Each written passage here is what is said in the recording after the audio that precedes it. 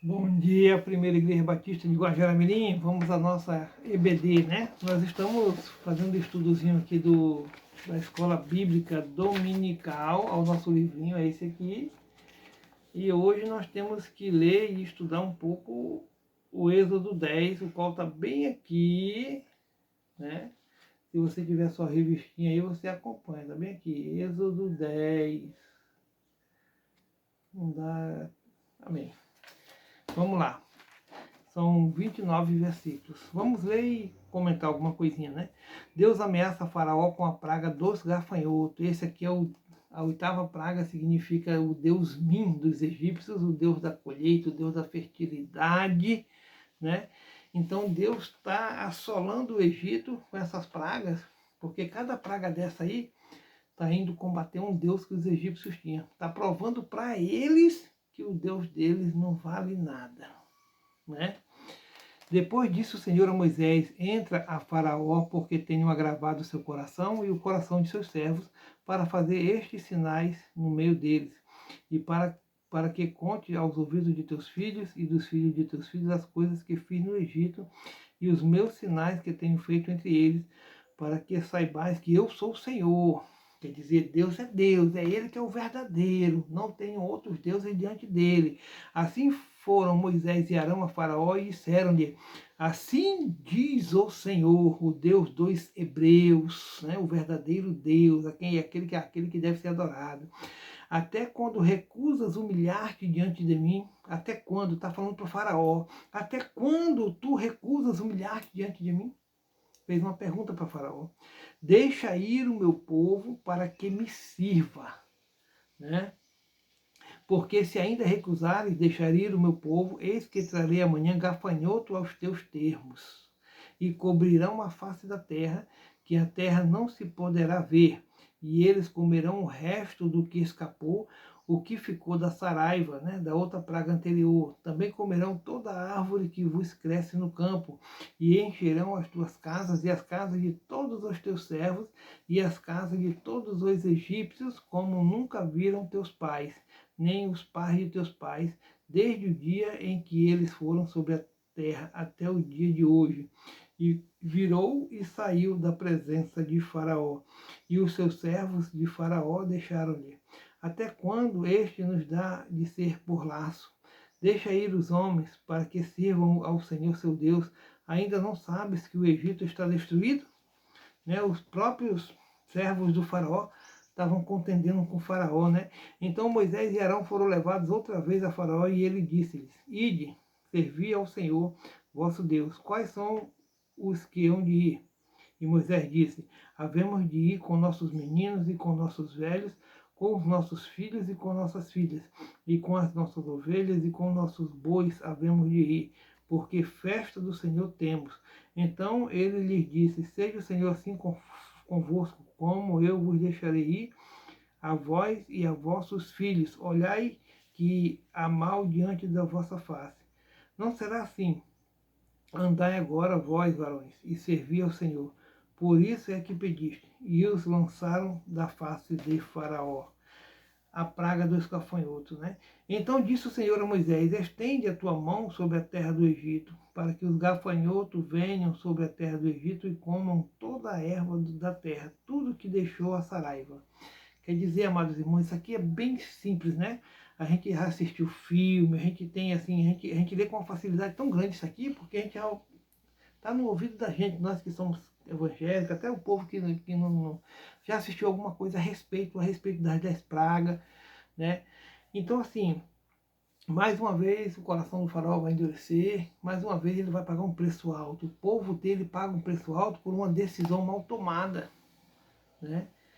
E assim, as decisões que nós temos que tomar também tem que ser direcionada pelo Senhor. Nós não podemos tomar decisões precipitadas. Vamos, às vezes, pedir a Deus e dar 2 passinhos para trás e perguntar a Deus: que decisão eu tomo? Como que eu tomo? Como que eu faço isso? Porque Deus há de nos dar as respostas que nós precisamos, irmãos. Ele nos ama, né? Então, assim, Ele vai dar a resposta para nós. Então estendeu Moisés a sua vara sobre a terra do Egito, e o Senhor trouxe sobre a terra um vento oriental todo aquele dia e toda aquela noite, e aconteceu que pela manhã o vento oriental trouxe os gafanhotos, chegou os gafanhotos, e vieram os gafanhotos sobre toda a terra do Egito, e assentaram-se sobre todos os ermos do Egito, muito gravosos foram. Antes destes nunca houve tais gafanhotos, nem depois deles virão outros tais, porque cobriram a face de toda a terra, de modo que a terra se escureceu. E comeram toda a erva da terra e todo o fruto das árvores que deixara a saraiva. E não ficou verdura alguma nas árvores, nem erva do campo em toda a terra do Egito. Então Faraó se apressou a chamar a Moisés e Arão e disse: Pequei contra o Senhor, vosso Deus, e contra vós. Agora, pois, peço-vos que perdoeis o meu pecado, somente desta vez, e que oreis ao Senhor, vosso Deus, que tire de mim somente esta morte. E saiu da presença de Faraó e orou ao Senhor. Então o Senhor trouxe um vento ocidental fortíssimo, o qual levantou os gafanhotos e os lançou no Mar Vermelho. Nem ainda um gafanhoto ficou em todos os termos do Egito. O Senhor, porém, endureceu o coração de Faraó, e este não deixou ir os filhos de Israel. Que cabeçudo, né? Se ele tivesse aceitado, deixado ir, tinha poupado ele, a vida dele, a vida de muitos dos egípcios, mas era plano de Deus que assim acontecesse. Deus endureceu agora o coração do Faraó mais uma vez. E aí vai vir aí praga, a praga das trevas, né? É o Deus Ra, ou Horus, Deus solar, né? É o Deus solar. Então disse o Senhor a Moisés: estende a tua mão para o céu, e virão trevas sobre a terra do Egito, trevas que se apalpem. Essa é a 9ª praga, irmão. Vê que ele teve 8 pragas para trás e nenhuma delas, né, ele deixou o povo ir. Falava que deixava, mas não deixava. Como que a pessoa, tem gente assim, né, que fala que vai fazer uma coisa e não faz, não tem palavra. Né? O meu avô, eu lembro que eu era criança, ele arrancava um bigode e falava: vai lá em tal lugar, assim, assim, assim, pega tal coisa para mim, entrega o meu bigode lá e fala que tal dia, tal hora eu vou pagar. E eu levava, e o dono da quitanda fazia assim, para pegar o bigode do meu avô. Não se faz mais honra como antigamente, irmão. As pessoas hoje em dia falam as coisas, mas não honram o que falam. Nós, crentes, não somos assim, nós temos que honrar. Né? Nós temos que honrar aquilo que sai da nossa boca, agrada ao Senhor. E Moisés estendeu a sua mão para o céu, e houve trevas espessas em toda a terra do Egito por 3 dias. Não viu um ao outro, e ninguém se levantou do seu lugar por 3 dias. Mas todos os filhos de Israel tinham luz em suas habitações. Então Faraó chamou a Moisés e disse: ide servir ao Senhor. Somente fiquem vossas ovelhas e vossas vacas. Vão também convosco as vossas crianças. Moisés, porém, disse: tu também darás em nossas mãos os sacrifícios e holocaustos que ofereçamos ao Senhor nosso Deus, e também o nosso gado há de ir conosco. Quer dizer, sempre está tendo um empecilhozinho. Tu pode ir, mas tal coisa não pode. É o que tem que ir. Ele sempre está um empecilho para que não aconteça, né? Nenhuma vaca, nenhuma unha ficará, porque daquele havemos de tomar para servir ao Senhor nosso Deus, porque não sabemos com que havemos de servir ao Senhor até que cheguemos lá.